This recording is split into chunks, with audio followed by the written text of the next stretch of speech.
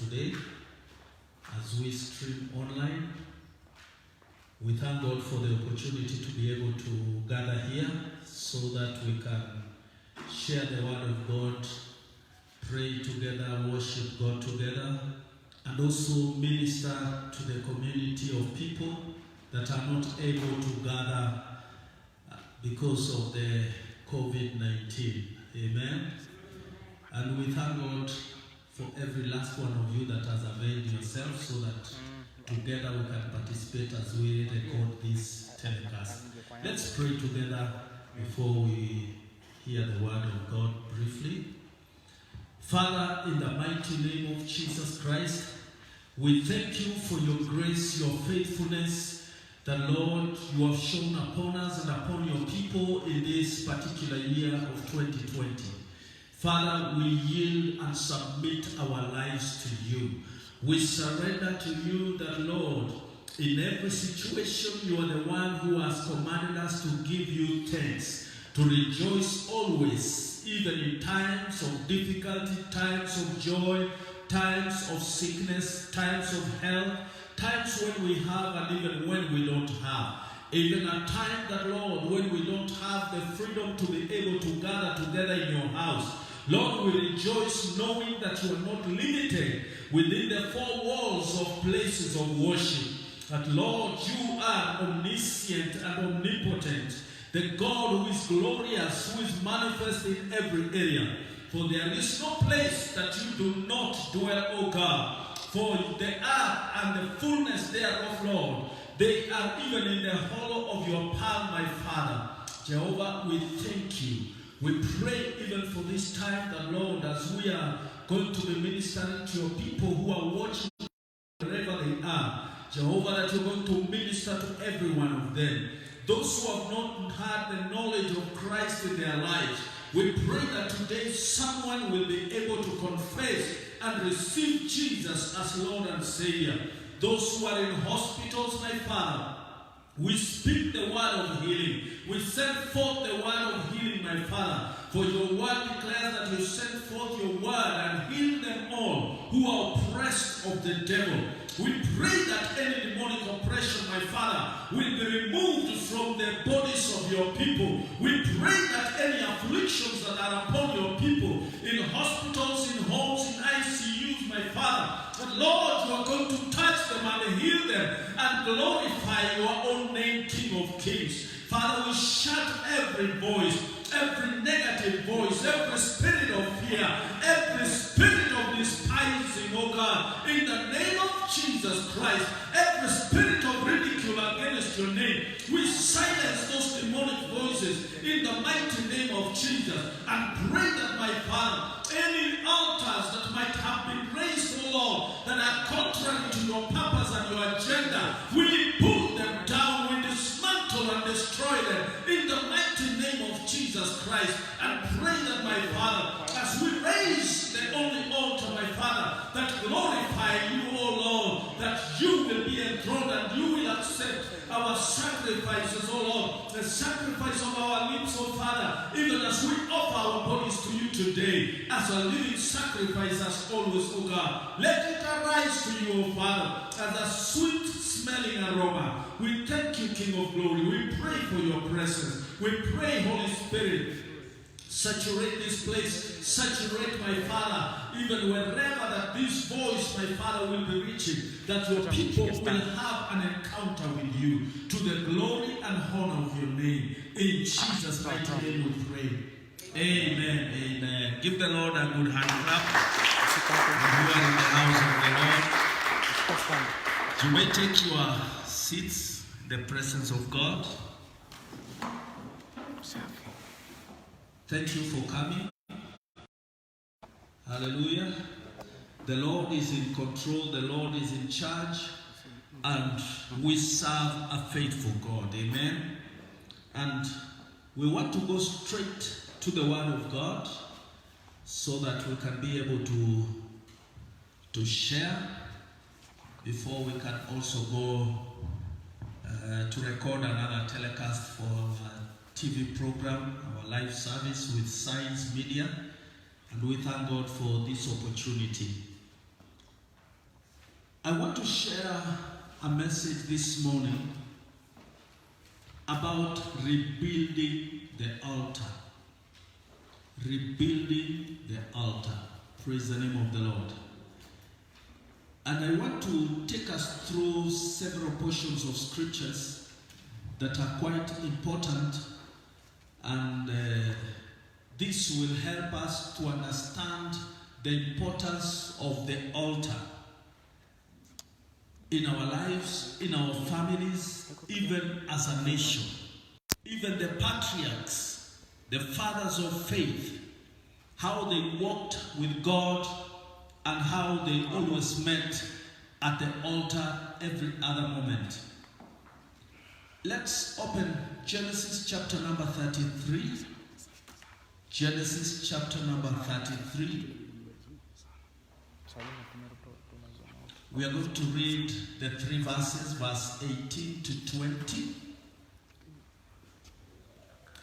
Now, it says, after Jacob had arrived safely from Padan Aram, he entered the city of Shechem, which was located in the territory of Canaan, and encamped facing that city. Then he bought a piece or a parcel of land for 100 pieces of silver from the descendants of Hamor, Shechem's father. He pitched his tent there, set up an altar, and named it El Elohe Israel. Praise the name of the Lord. Let me read that in the King James Version. It says, and Jacob came to Shalem, a city of Shechem, which is in the land of Canaan, when he came from Padan Aram, and pitched his tent before the city. And he bought a parcel of a field where he had spread his tent at the hand of the children of Hamor, Shechem's father, for 100 pieces of money. And he erected there an altar and called it Elohe Israel. Now, that word or that name Israel, it means the mighty God of Israel. The mighty God of Israel. I'm giving you that definition because it is important, so that we may not have to go back and forth. Put your finger there. Let's go to Exodus chapter number 20. Exodus 20 verse 24 to 26. If you are there, say amen. And it says, an altar of earth thou shalt make unto me, and shalt sacrifice thereon thy burnt offerings and thy peace offerings, thy sheep and thy oxen, in all places where I record my name. I will come unto thee, and I will bless thee. And if thou wilt make me an altar of stone, thou shalt not build it of hewn stone. For if thou lift up thy tool upon it, thou hast polluted it.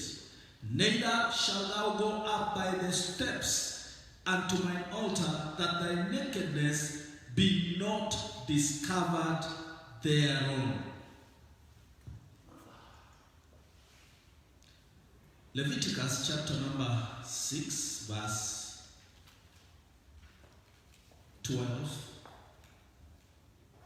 It's important for us to have all those texts so that we are able to know where we are coming from, as I lay the foundation about rebuilding the altar. And it says this from verse number 12. And the fire upon the altar shall be burning in it.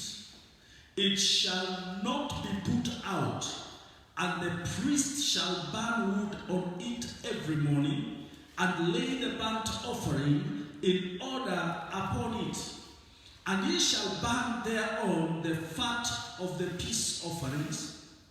The fire shall ever be burning upon the altar. It shall never go out. Praise the name of the Lord. I will be mentioning some other texts and scriptures as we go by.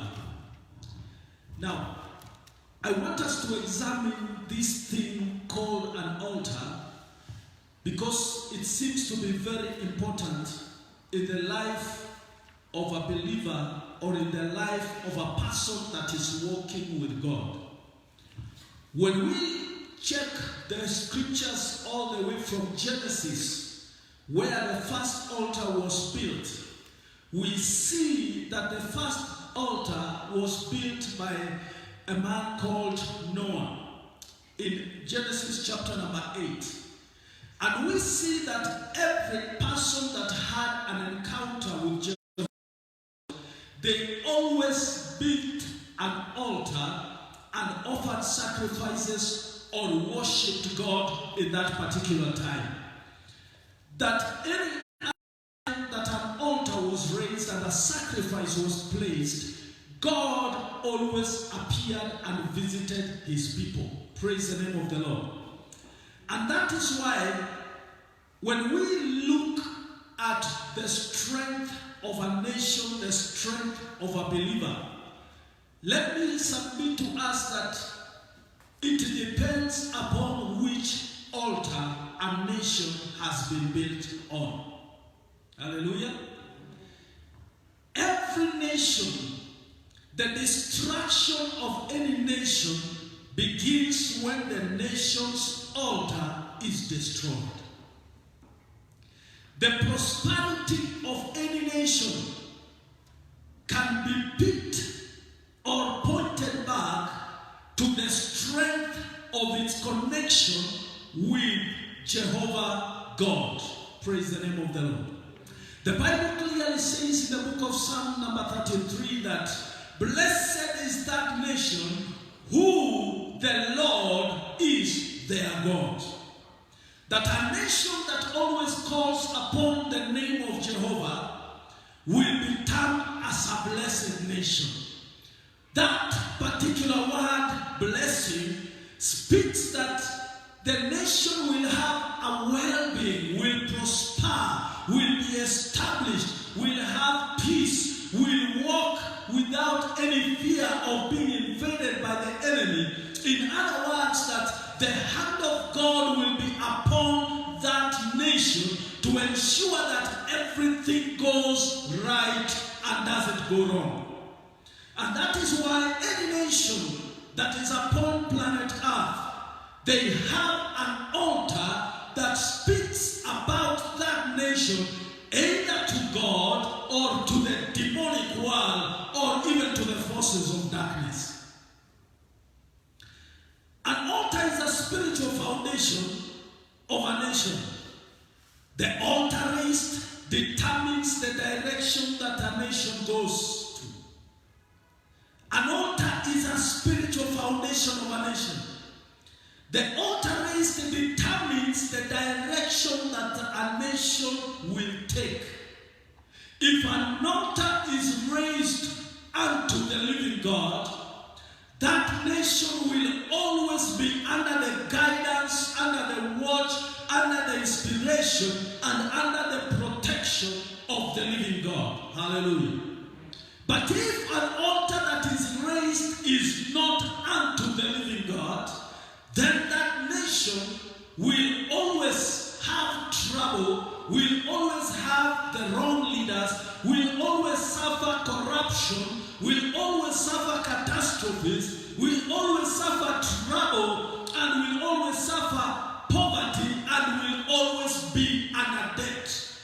The Bible says that the borrower is a slave to the lender.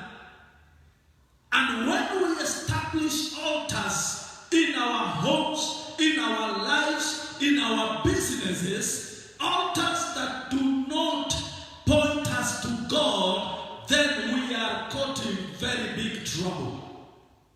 Because there are many people, when they want to start something, They started by consulting a sorcerer, consulting a wizard, or even performing certain traditional rituals in the places where they want to start something.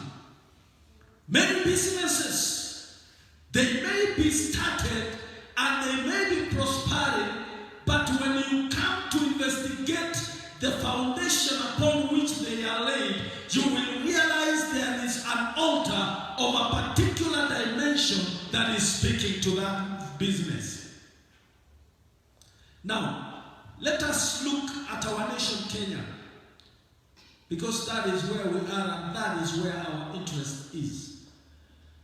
And it is time that we have to be very sincere, very open, prayerfully, also as servants of God, be able to discern what foundations our nation is operating from.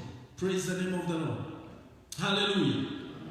Yes, this is something that not everybody may want to speak unless it is revealed by the Spirit of God that someone can stand and begin to analyze and assess and see where our nation is going to. God has spoken several times concerning these nations. We have prayed, we have sought God, we have spoken that there is revival coming. We have said Kenya is a nation of God, is a nation belonging to God. It's a nation that God is going to use at this end time. But we must be able to understand and find out what altar is speaking in this nation. Because this song, we have sung it for a long time. We have declared it for a long time. But every time that we are coming closer, if it is prayer, we have prayed. We have organized the prayer meetings. We have organized county-to-county prayer meetings. But every time it seems there is a lot of opposition. We need to re-examine what altar is speaking to this nation. Hallelujah. At the time of independence, when this nation was being birthed, the Lord was speaking to me yesterday after some time of prayer and listening to God. And I was asking God, what altar is speaking in this nation? Our national anthem has got even the preamble, O God of all creation, bless this land, our nation. We have invoked God even in our very identity song. Even in the Constitution, that is the preamble. We honor and recognize God. But the question is, do we live by the tenets and the principles of God from the top to the bottom, from the greatest to the smallest, from the richest to the poorest, from the ones that are being born and the ones that are dying? We must ask ourselves that question. May the Lord bless the souls of those who went ahead of us.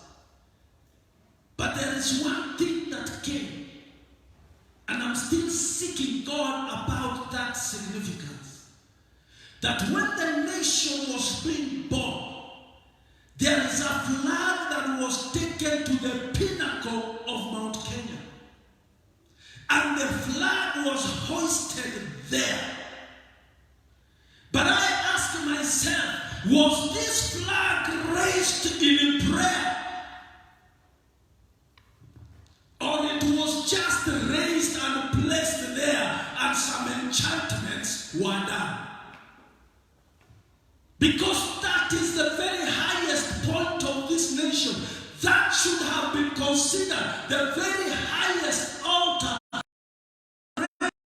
Invoke the name of God and offer a sacrifice, inviting Jehovah to take control over this land. Consider considering the nation was birthed through the shedding of the blood.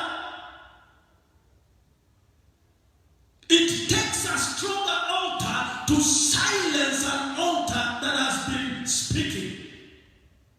When we check out the scriptures in 1 Kings chapter number 18, and we see the contention of the prophet, the servant of God Elijah, when he challenged the prophets of Baal and he brought them to Mount Carmel, the Bible says that there was a bull that was prepared for the Ada group, for the prophets of Baal and Asherah, and for the prophet of God Elijah. And they all raised up an altar. You can read that in chapter 18 of 1 Kings.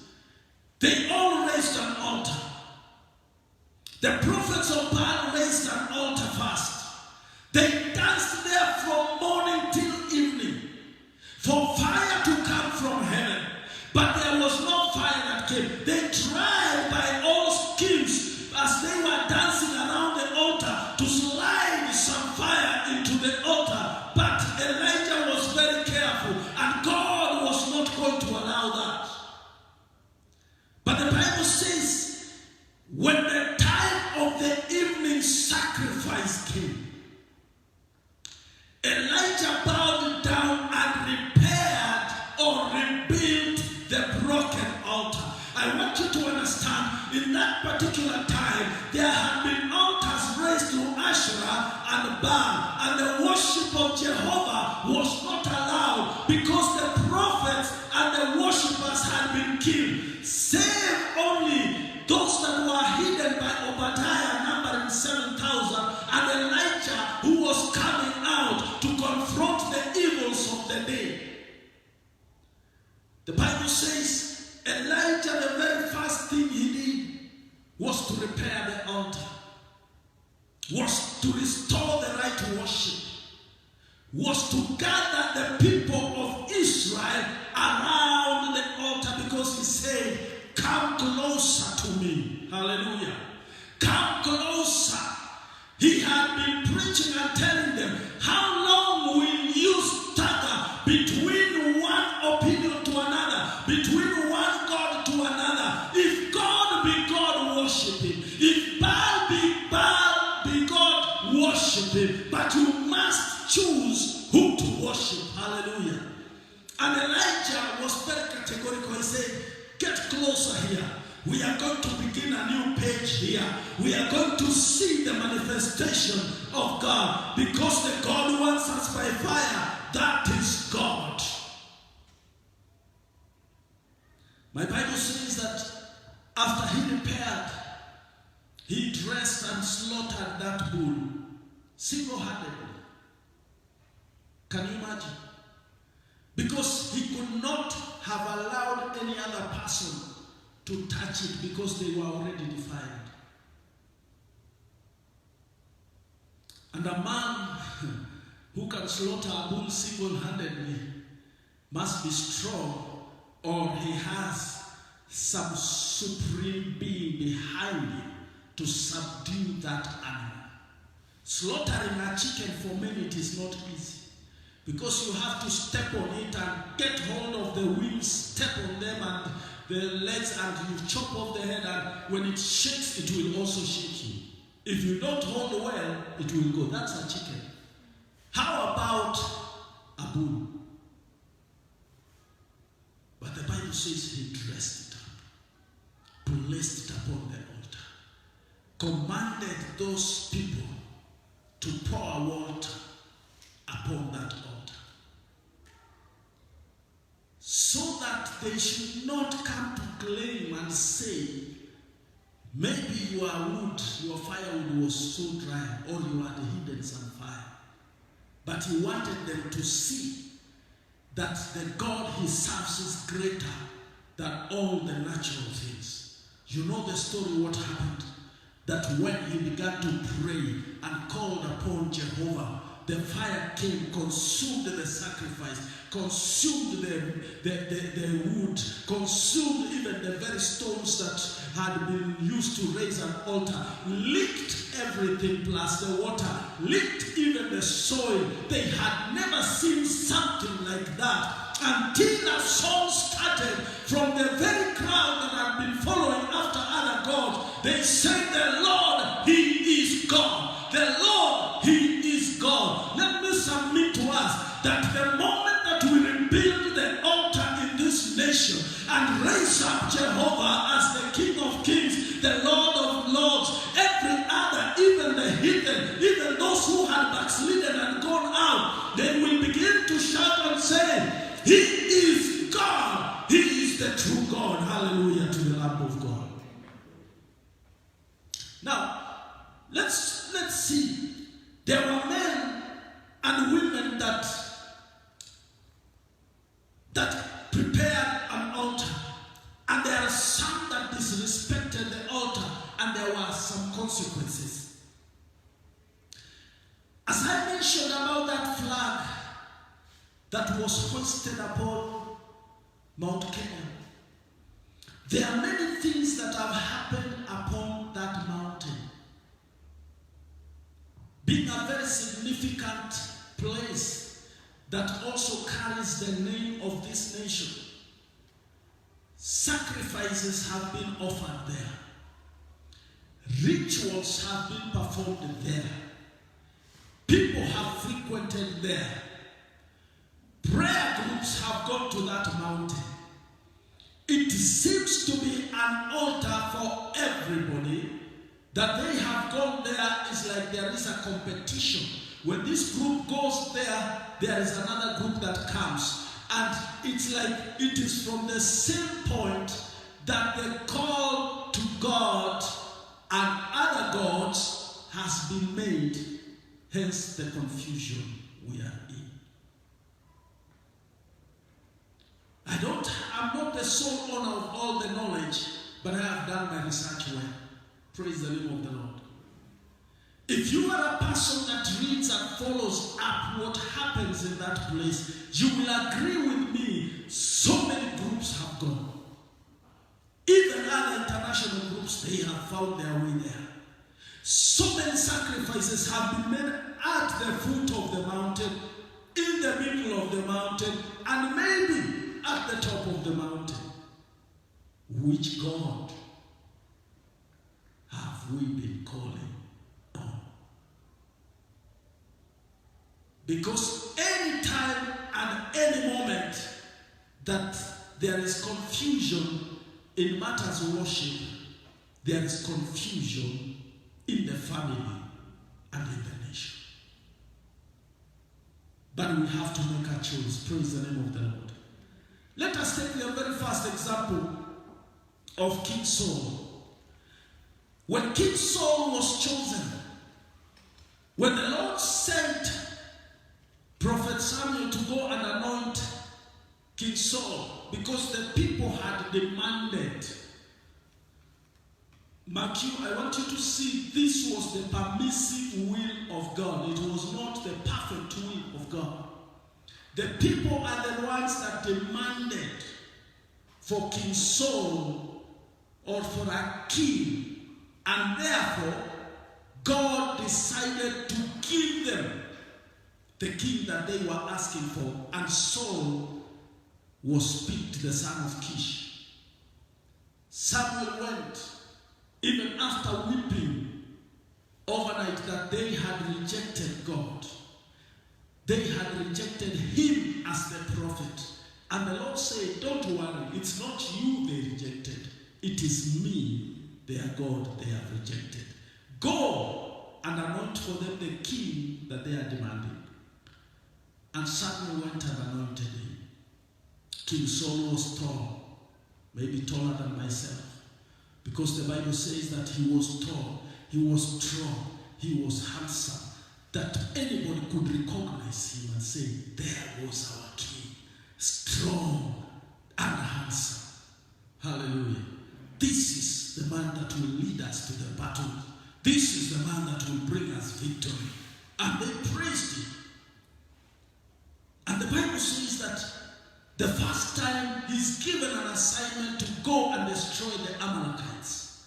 He goes, and the Bible says in 1 Samuel chapter number 13, go and destroy everything. And he goes, and when he goes and he's supposed to destroy everything, he keeps some booty. He destroyed the weak ones, and he kept the strong ones. If you read that chapter all the way to chapter 15, you'll find that story, how it is unraveling. And then the most interesting thing in chapter number 15. Now, let me say this.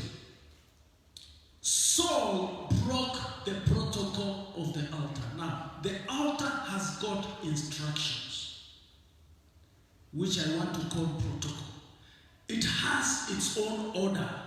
It has its own commandments. Ina amri zake na maagizo yake. An altar is not approached anyhowly. Haukaribii madhabahu ovyo ovyo. Bwana Yesu asifiwe. We have read a scripture, and if you are keen, you heard how it said that you shall not go up the altar lest your nakedness is uncovered. Meaning that there is a particular code of dressing. This was meant for the priests, that the priests were to wear the long robes, so that when they are going up the altar, the Lord should not see their nakedness. And you can ask yourself a question. Does it mean that the Lord will be lying down and looking upward?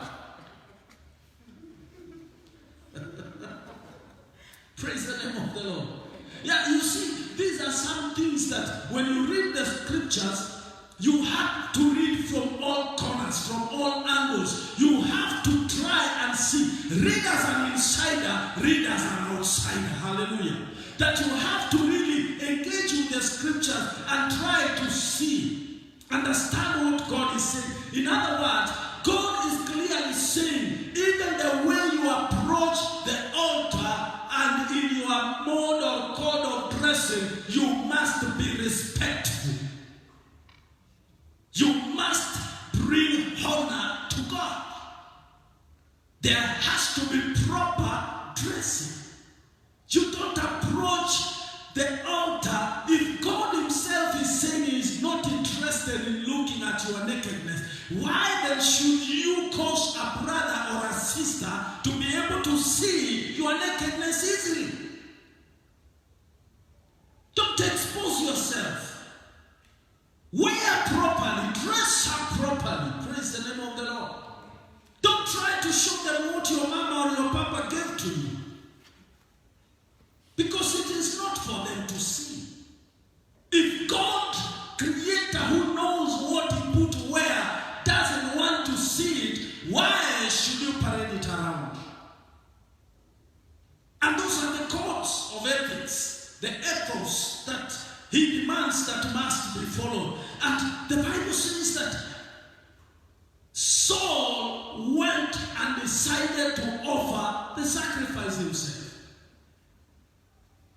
And he tells Samuel that you delayed, that's why. You delayed. We had agreed that you were to be here by noon, but you came at 1. And when I looked and I saw, it's not there, it's not written at 1, but I'm giving you the time, the chronos of our day. But he said, you were supposed to have arrived, but you delayed. And when I saw the people were getting impatient, they were about to scatter, I forced myself to offer the sacrifice. So I don't know whether he got hold of himself here and pushed himself, but he says, I forced myself to offer the sacrifice.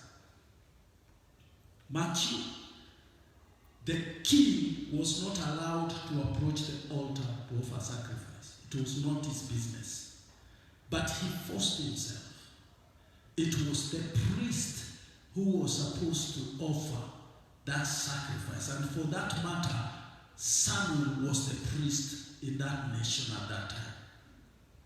And by offering, he was rejected. The first thing, he disobeyed God by claiming to be bringing some sacrifices, some fat animals to offer sacrifices. And the Lord said, I'm not interested in those sacrifices. You are supposed to obey. To obey is better than sacrifices. But rebellion is as a sin of divination, sorcery, and witchcraft. So when a person rebels, he's on the same level as a sorcerer. He's on the same level as a wizard. He's on the same level as a diviner. People who are using evil forces, evil powers to see things that are in the spirit world. That is what a rebel is considered to.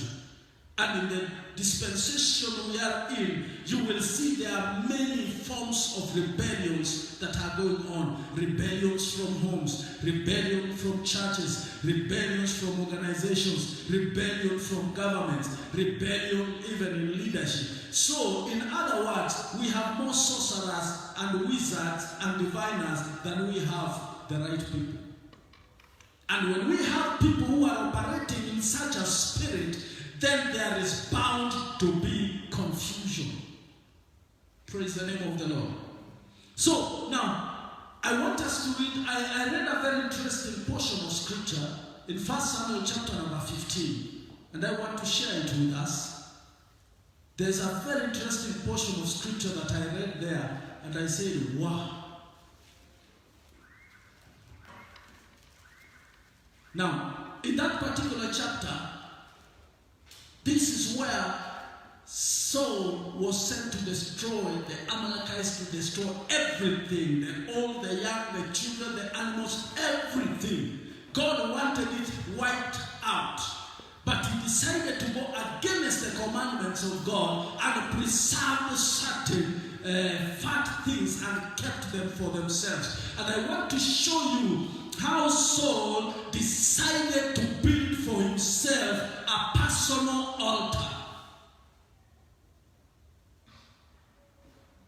Now, in verse number 12,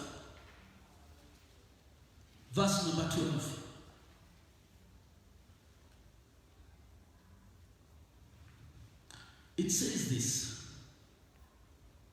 Samuel got up early in the morning to meet Saul. Or let's take it from 10. Kuna utamu wake hapa. This message from the Lord came to Samuel. I regret that I made Saul king. Can you imagine? There are times and there are moments that God regrets having people in certain positions of leadership, positions where God is expecting much from them, but is not getting that much. The Bible says, Jesus Christ said, to whom much is given, much is expected. So, if you are watching me from wherever and hearing this voice, there are times that God himself speaks up and he says, I regret having allowed you to be what you are currently, because you are not submissive, you are not obedient, you are not following my commandments, and you are not leading the people in the right direction that I have instructed you to. So he says, I regret that I made Saul king, because he has turned away from following me and has not carried out my commandments. Apparently, the people were seeing that as long as King Saul was there, he was following the Lord. But the truth of the matter was, he was not following anybody. He was not following God. He was not hearing the prophet, but he was following himself. He was following his whims. He was following his desires. He was following his arrogance. He was doing his own things the way he taught how. He did not seek counsel. He did not seek advice. He didn't want to hear anybody. I am the king. I am the leader. Why should you talk to me? I know where I'm going and you must follow.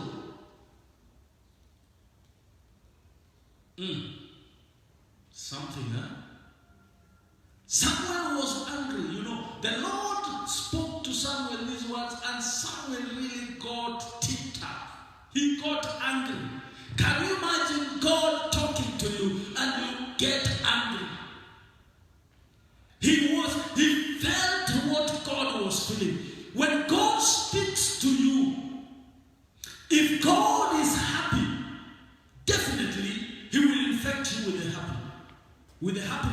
and gladness. If God is angry, you will definitely be infected with that anger. Right now, we are fearing that the coronavirus, we are trying to protect ourselves. Because if someone who has it gets into contact with us, he or she infects. You can't avoid it. And that's why, even as believers, we have to be very careful who we relate with. There are people with some contagious spirits. There are some people with some contagious characters. There are some people with contagious things that if they keep on speaking and talking to you, these things will affect you. Later on, you begin to talk to them. Show me your friends, and I will know what kind of a person you are. That is why the day you got born again, the Lord picked you out of the middle of your friends that used to take you to sin and placed you in a family of believers that now you started to interact with them, to talk with them, learn how to pray, hear what they are saying, learn even the songs that they are singing, that you don't have to sing the songs you used to sing. That's why the singer said that the things I used to do, I don't do them anymore, because there is a great change since the day I've been born again. So you begin now to merge yourself with them, to learn to talk, even to begin to know the language of believers. A child born into a family will learn the language of that family. If a child is born and taken and placed in another family, even if he was coming from the Gusi people and placed among the Europeans, he will speak like them. He may be black, but he will speak like them. Even the way they roll the words, he will roll and speak through the nose like them. Because the child picks up those mannerisms. Praise the name of the Lord. So, I'm trying to stress this point that God was already angry and regretting about having Saul as the king. He talks to Samuel and tells him, I really regret for making him king. And Samuel, who was sent with a bottle of oil to go and pour, he also gets angry that I really am angry because I'm the one who poured the oil and presented him to the people as king. And the Bible says, and he cried out to the Lord all night. He missed sleep, he lacked sleep, he was so angry to the extent that he cried the whole night. He cried to the Lord, Lord, why? And there are many questions he could have asked. Samuel got up early in the morning to meet Saul. But Samuel was told, now you can underline this. Samuel was told, Saul went up to Carmel to set up a monument for himself. Now listen to that. Saul went up to Carmel to set up a monument for himself. Then he turned around and traveled on to Gilgal. That one is really marked very well in the Bible. That instead of Saul approaching the altar, Saul went to make an altar for himself, a monument, something to be remembered by, something that would speak about his achievement as king, something that people will have to look and say, Saul is someone great. Hallelujah. But the altar is meant to point us and show us who is greater than all, because the altar is a place where the past and the present ends and the new future begins. Hallelujah. The altar is a place where the past and our present ends. And that is where our future begins.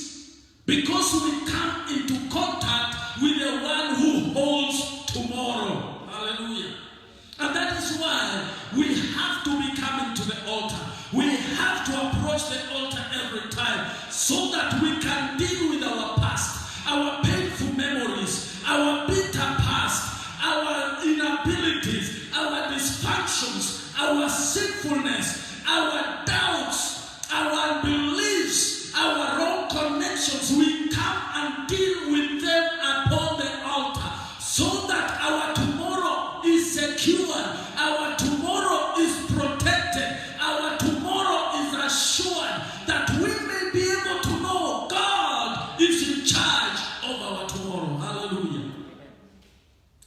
Saul makes a monument. To me, that's an altar he was raising. He wanted to begin a form of soul or soulic worship that people had to know. He did not want to fizzle out. That even at the time that he died, he wanted people to remember him that way.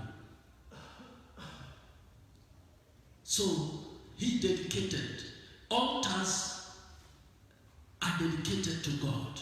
Now, let me just list for you certain altars that are operational.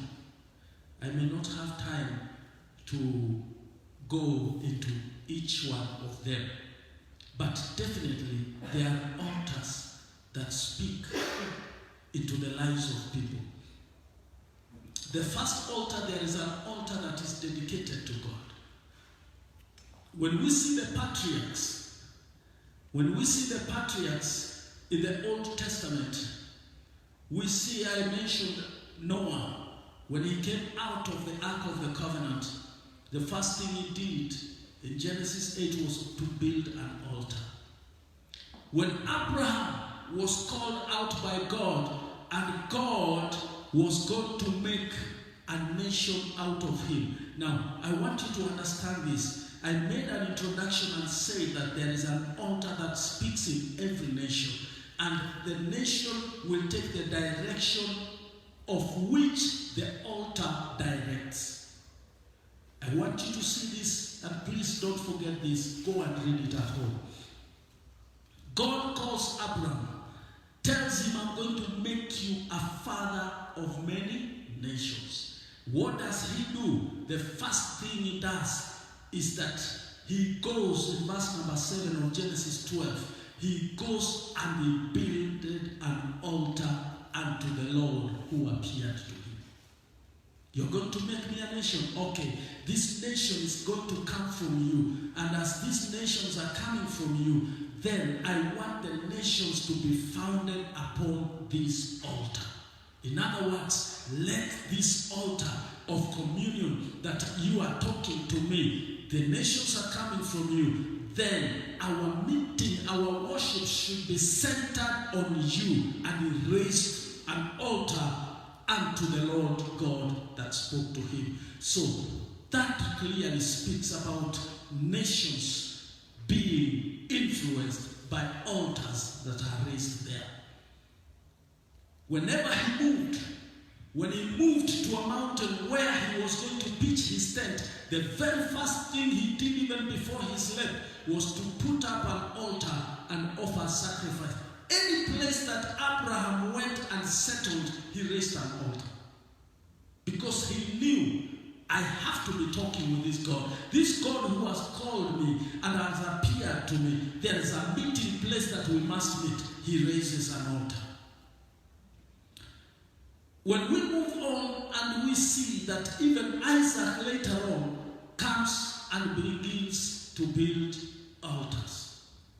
When you read the chapters of Genesis, the book of Genesis, chapter number 13, chapter number 22, chapter number 26, chapter number 33, you move on to 35, you will see how the children of Isaac, they also built an altar. Jacob himself comes, builds an altar, and they continue like that. Even the very sons of Jacob himself, they always remember and say that my father, the God of my father, the God of Abraham, the God of Isaac, the God of Jacob, the fear of Jacob. This God, the God who meets his people at the altars. So we must be meeting God at a designated place. Let's fast forward. David's success as king was because he knew and understood the secret power of the altar. King David, the man after God's own heart, God says, 2 Samuel chapter number 6 verse 13. Can we read that? 2 Samuel chapter number 6.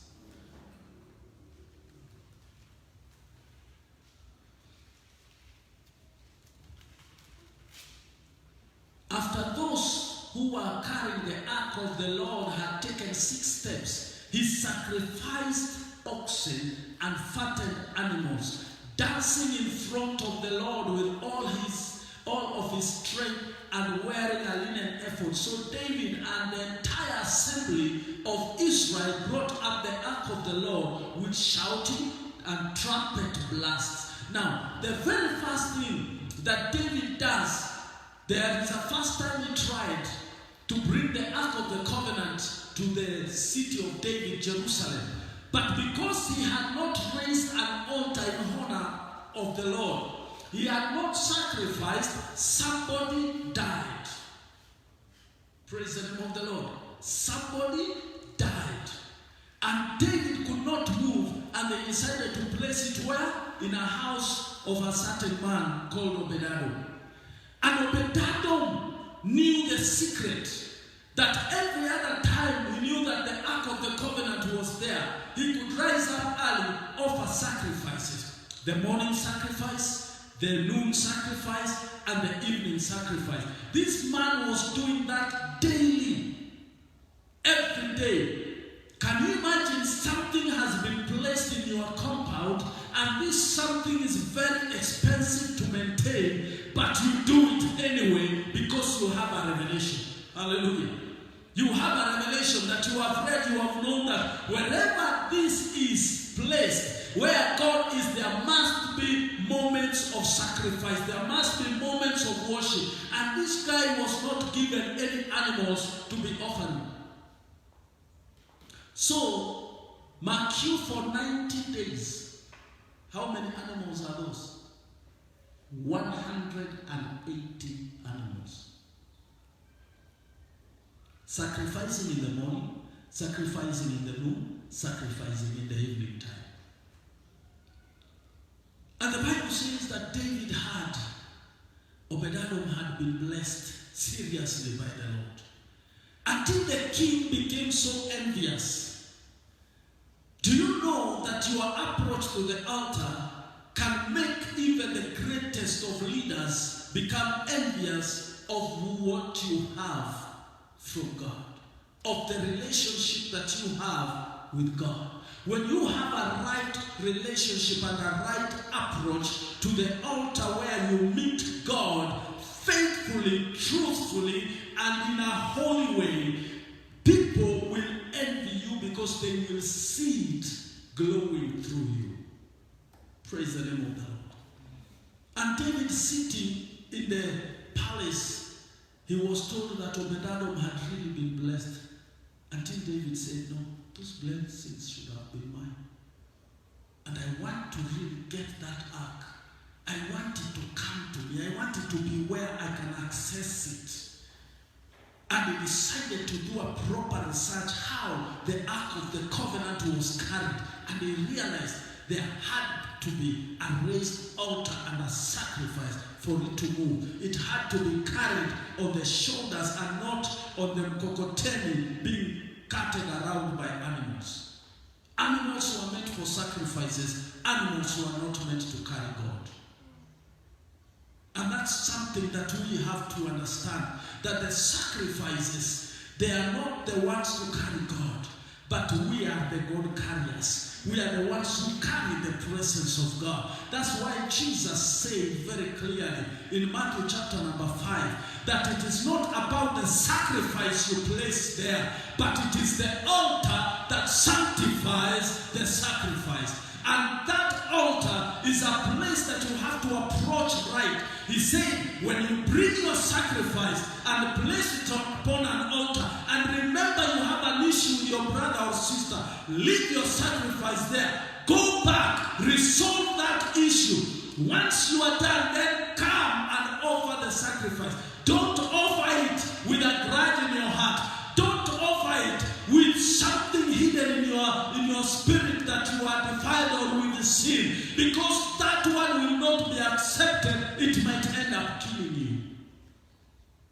So the altar is important.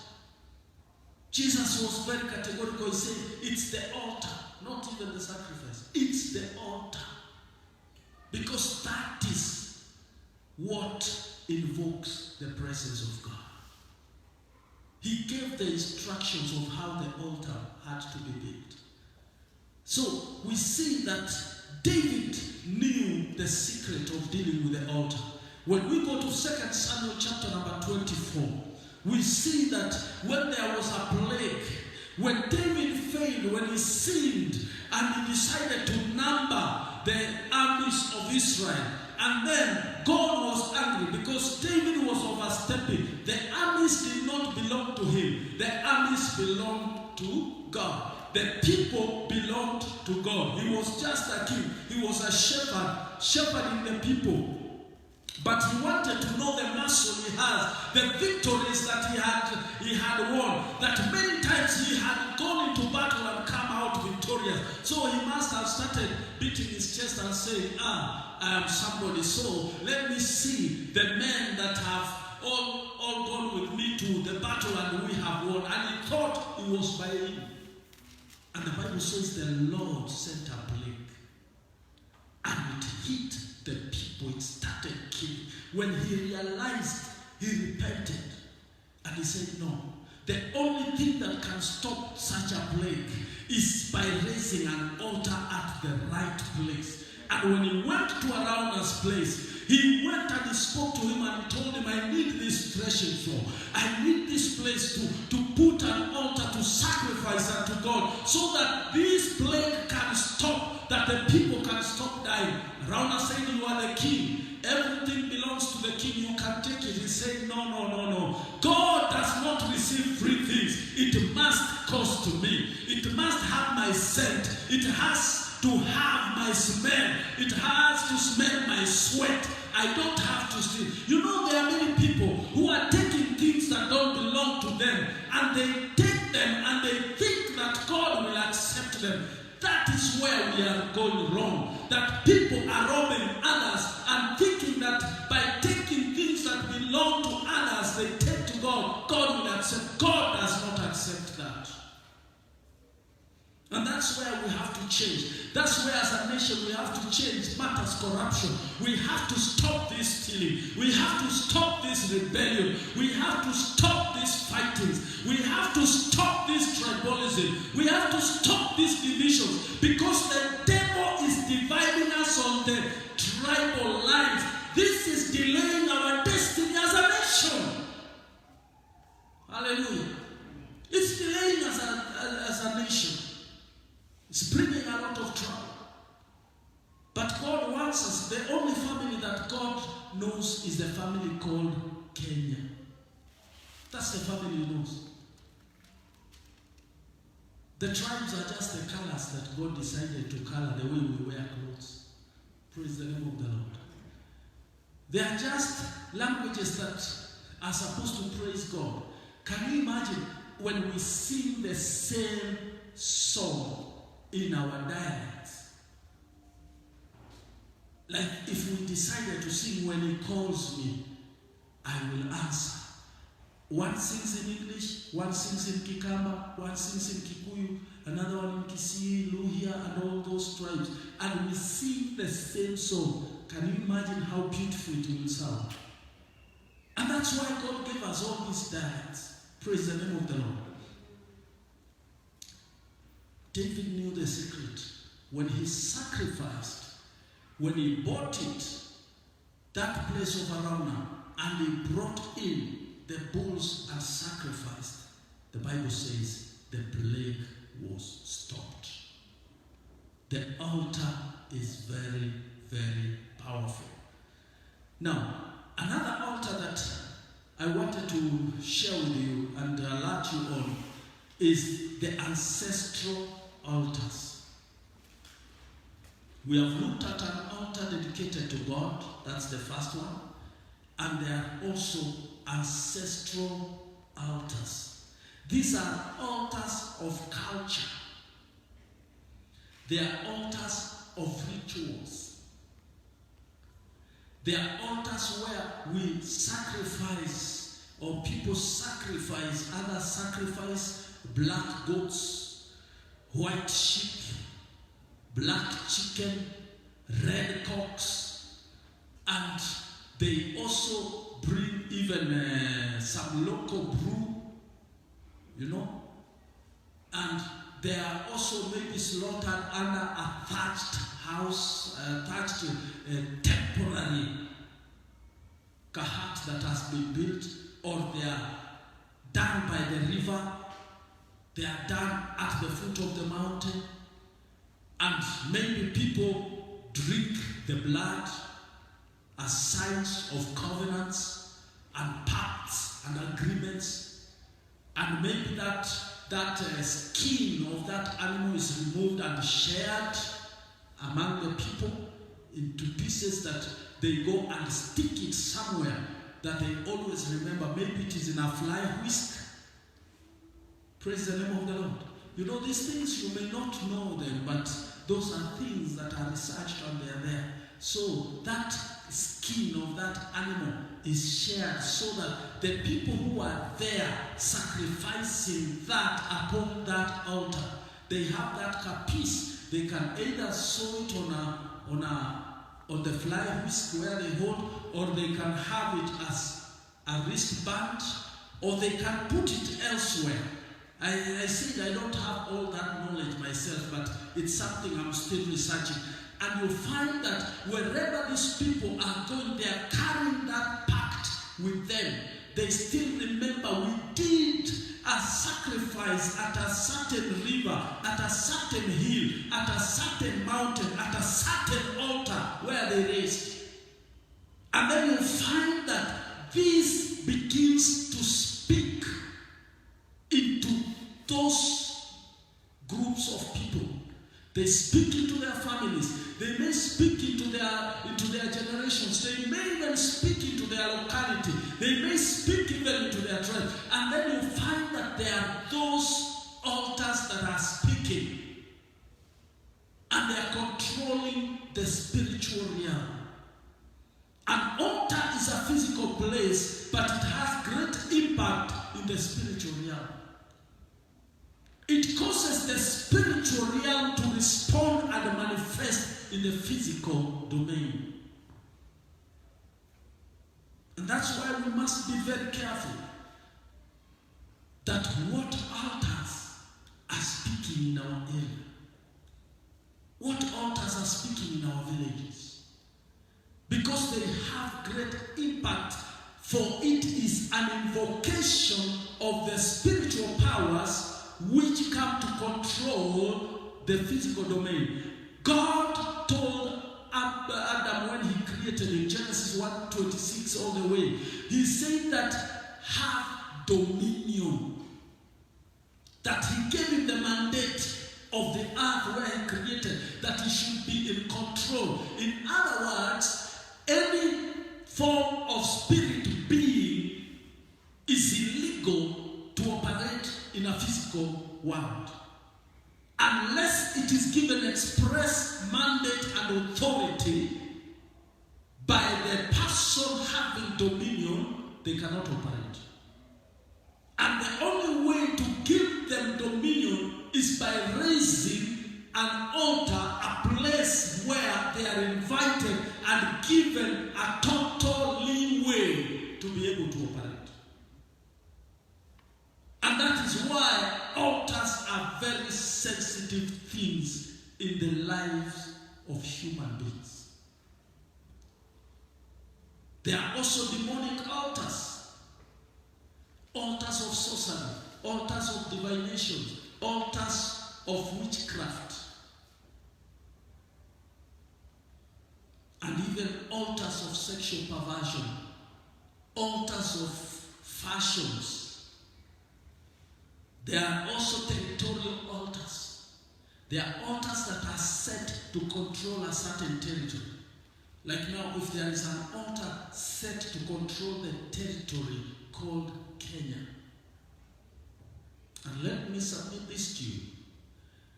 Strangers or foreigners, when they migrate and go to another nation, they never leave their gods behind.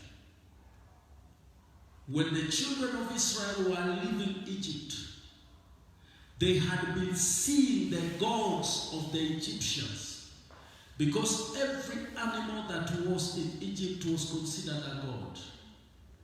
The cow was considered a god of fruitfulness. And that is why they said, we want the gods we can see. This God that we cannot see, we don't want. We want someone we can see, like the God of Egypt. They carried that concept in their mind and they wanted to see it. The same way when we receive foreigners who are not believers of God, when they come, they will come with their gods, their altars, and they will raise them in our nation, and they will defy the altar that is already raised. So we need to start praying, dismantling those altars that have come. Because what those altars come to do, they vex us, they contaminate us, they stagnate us, and they delay our destiny. Why do you think the children of Israel were delayed in the wilderness for 40 years? Because they started to bring in the strange gods in their camp. And that is where now God said, I will destroy all them. All those who bowed, they were killed. They were destroyed. Because God did not want the contamination to continue. Hallelujah. It is very, very dangerous. There are also religious altars. Religious altars, that is where you also find now altars of cults, idolatry, and so many other things, rituals, and certain form of prayers, and certain practices, and even uniforms. Praise the name of the Lord. Yes, you find that those religious altars, they also have certain form of dress code that people have to dress in a particular way. You have to pick a kilemba. You have to wear this. You have to carry a piece of cross. You have to carry all those. You have to walk around with holy water. You have to walk around with holy oil. You have to walk with the rod of Moses. You have to walk with the stone of David. You praise the name of the Lord. Those are things that are there. We cannot assume they are not there. They are there. We cannot assume that they don't have control over a certain sphere or area. They do. And that is why altars are very, very dangerous if they are not altars ascribed unto the living God. Because they bring a lot of issues. Now, David respected and honored the principles of the altar. And that is why you can see that when David went to Araunah, when David went and there was to be sacrifice of those sacrifice to stay that plague, the priests came to do it because he had inquired from them. And David led in repentance. Praise the name of the Lord. David himself repented and he said, Lord, I'm the one who has done this. Leave alone these ones.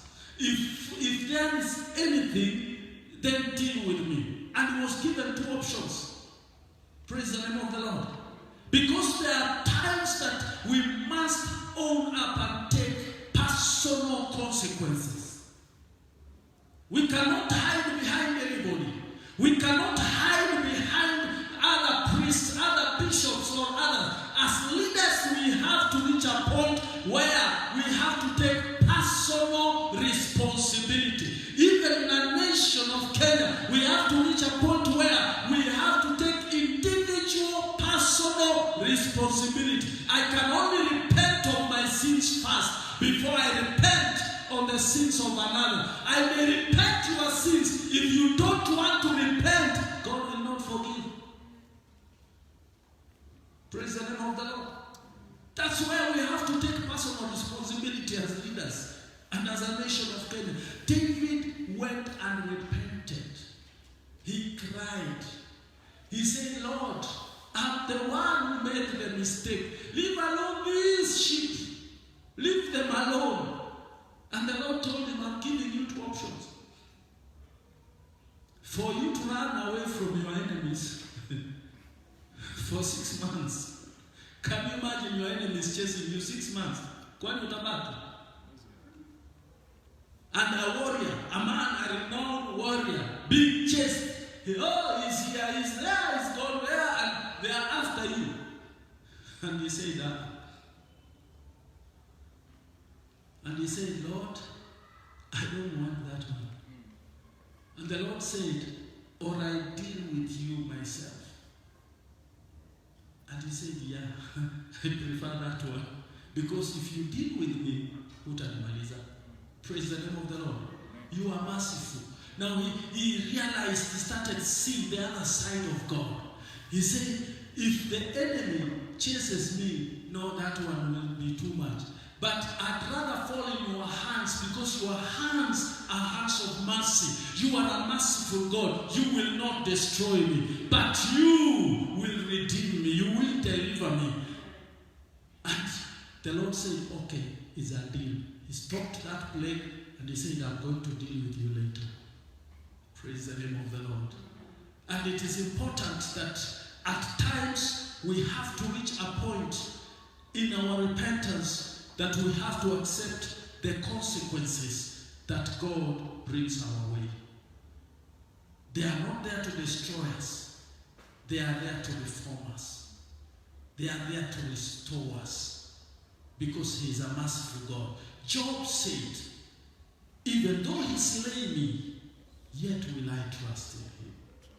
Even though He's going to be smiting me, I will still hope in Him. I will still continue trusting in Him, because I know hata niangamiza is a merciful God. Praise the name of the Lord. So I want us to know that David acknowledged his sin. David was remorseful of his sin and he repented. He sought to restitute and do right. When we confess, when we repent, there must be a point as a nation. After we have repented, we must come out and restore and restitute what we have taken away wrongly. That is what will cause the altar to have power. The Bible says in Leviticus 6 verse number 13, the fire shall continually burn upon the altar, and it shall never go out. It is for us believers to continue raising the fire, continue stirring the fire, to continue burning as we pray, as we come before God in repentance, as we worship Him, as we fast, that we must be able to make sure to fan the fire upon the altar. I want to leave us with some prayer points today.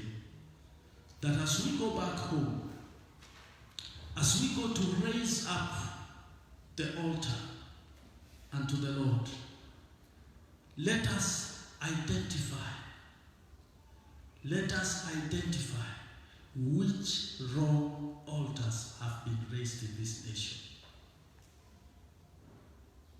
Which wrong altars have been raised in this nation? It may come from where you were born, because you know where you're coming from. It may be in an area where you have grown in and been raised. Identify those, destroy them. Pray, pull them down. The second prayer point, let's pray for Kenya as a nation. there are certain satanic influences that have been released in this nation, especially influences of divisions. Let us pray and stop them. The third point, let us go and pray for the church. If there is a period that I have seen the body of believers being ridiculed from the leadership, from the press, from the non-believers, and even from other religions, it is in this time of the COVID-19. Servants of God have been ridiculed. The church has been ridiculed. It has been leveled that the church and the bars have been closed.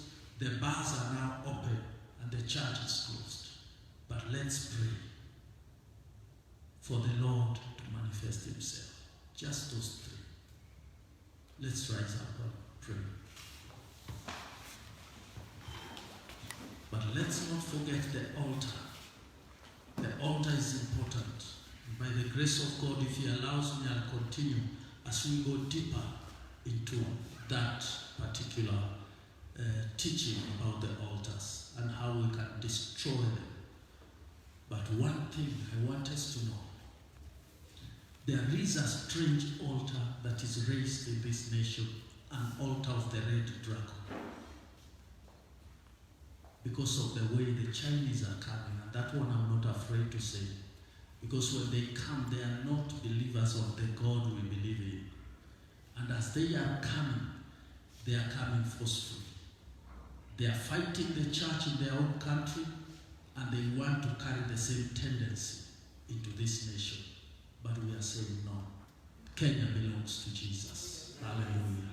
Let's just lift our hands and let's pray together. Eternal Father, we thank you. We honor you, Jehovah God. Because you are a faithful God. You are a righteous God, my Father. You are the God who meets your people at the altar that you instructed and commanded that it be built. Father, as a body of believers, we are lifting our hands today, surrendering our lives to you, Jehovah, lifting up our voices to you, Holy God, declaring that there is no other but you.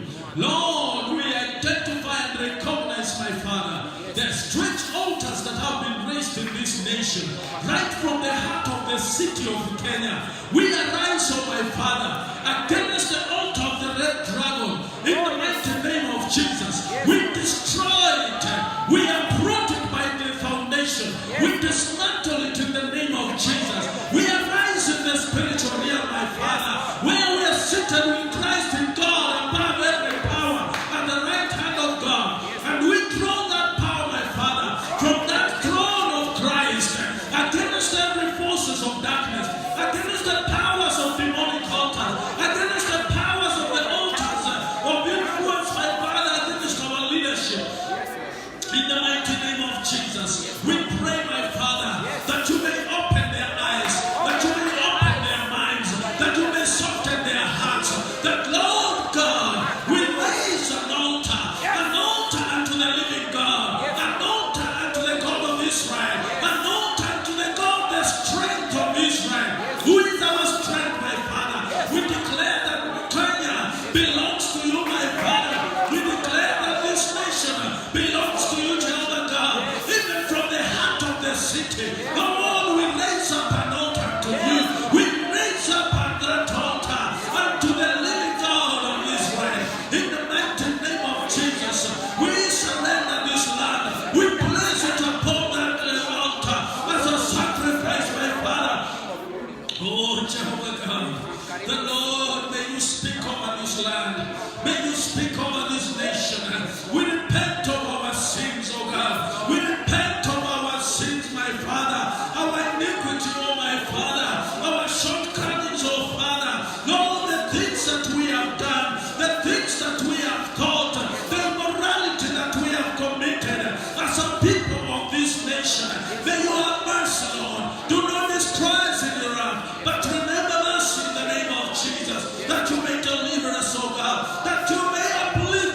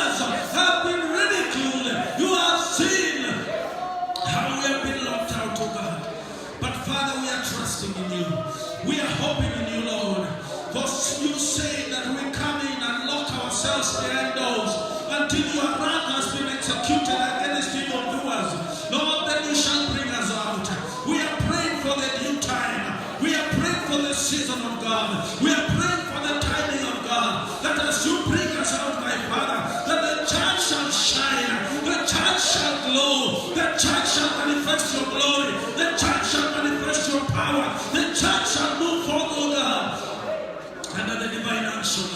In the mighty name of Jesus, arise, O dear Lord, and show yourself strong on behalf of this nation. We lift up our leadership from the president, my Father, the deputy, the Senate, the Parliament, my Father, the justice system, oh God. In the mighty name of Jesus, we pray for every arm of the government and pray that Jehovah, righteousness exalts a nation, but sin is a reproach, my Father. Roll away every reproach. Roll away the reproach of corruption. Roll away the reproach of hatred. Roll away the reproach of ethnicity. Roll away the reproach of stealing, my Father. Roll away the reproach of deception, so God. Roll away the reproach, my Father, of the Antichrist. Try, my Father, to influence our leadership. In the mighty name of Jesus, we pray for your counsel. We pray for your direction. We pray for your Holy Spirit. Invade the State House. Invade, my Father, where our leaders lead, oh God. In the mighty name of Jesus, we speak conviction over their hearts, oh Lord. For your word declares, the heart of the king is in the hands of the Lord. You move it like a river. You move it wherever you want it to flow. Move, my Father, the heart of our president. Move the heart of our deputy president. Move the heart, my Father, of even the leadership, the entire leadership, into the direction that, my Father, that you want them to take. Kenya belongs to you. Kenya belongs to you. And Lord, we are declaring the enemy has no mandate, my Father, where we had seeded the ground for the enemy to take, my Father. We recapture it back. We recapture every inch of that ground. We recapture every inch of that territory by the power and the blood of Jesus Christ. The Lord God, let it be restored back to you, to the glory and honor of your name. Jehovah, we surrender to you. As the church, we yield to you. Have your way, my Father. We have raised an altar to you, Jehovah. We are praying today, King of Glory, that the fire of the Holy Spirit will burn like it has never burned. Where the fire has been quenched, oh God, we pray for a restoration. We pray for an awakening. We pray for more fire upon the altar to burn in this nation, that every wickedness will be burnt, every sinful desire will be burnt. In the mighty name of Jesus, we pray for the unity in the Holy Ghost of the body of believers, my Father. We pray for the conviction of the Holy Spirit upon the sinners who do not know you, Lord. May you draw them back to you, my Father. The backsliders in heart, we pray for restoration in the mighty name of Jesus. You are watching this telecast from wherever you are. You don't know Jesus as Lord and Savior. Just pray with me. Just say, Lord Jesus, I give you my heart today. I surrender to you, Lord. Save me, Jesus. Help me to live for you. I give you my life today. I give you my whole heart today, that you may reign. I believe in my heart you died to save me. And I confess with my mouth, you are my Lord and Savior from today. Thank you, Father, for saving me. Let me pray with you. Father, in the mighty name of Jesus, I pray for these dear ones that have prayed this prayer. May you strengthen them. May you fill them with the joy of salvation. May you cleanse and wash them, I pray, by the blood of the Lamb, Jesus Christ. Set them free, O God. Fill them with the joy of the Holy Ghost, the joy of salvation. Strengthen them, O God, that they may walk with you until that day you come for us, to the glory and honor of your name. In Jesus' mighty name. we come to a moment of worshiping the Lord with our offerings. And just take your offering. Let's pray together as we offer it.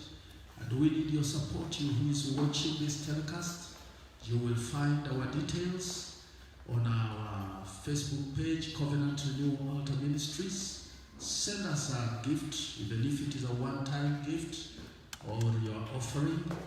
We will appreciate so that we can continue reaching others with this gospel of the glorious kingdom of Jesus. May the Lord bless you as you partner with us. Shalom. See you next time in our Sunday service. Catch up with us on Tumaini TV that serves the Rift Valley and Science TV 2. You'll find us there. God bless you. Shalom, shalom. Amen.